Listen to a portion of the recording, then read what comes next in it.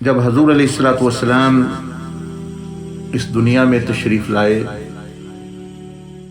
تو یہ دنیا بابرکت بن گئی۔ دیکھ لیں نبی علیہ الصلوۃ والسلام نے فرمایا کہ مجھے ایک خاص چیز دی گئی ہے۔ کیا؟ فرمایا کہ جو پہلے انبیاء اکرام علیہ السلام کے وقتوں میں نے تھی کہ میرے لیے تمام زمین کو مسجد بنا دیا گیا۔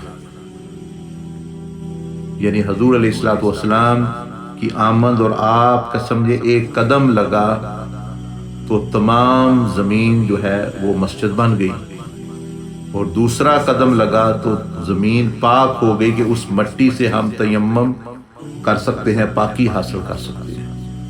تو یہ آپ علیہ الصلوۃ والسلام کی خاصیت اور آمد کی برکت ہے۔ آپ نے اپنے 5 فضائل بیان فرمائے، ان میں سے خاص ایک یہ بیان فرمایا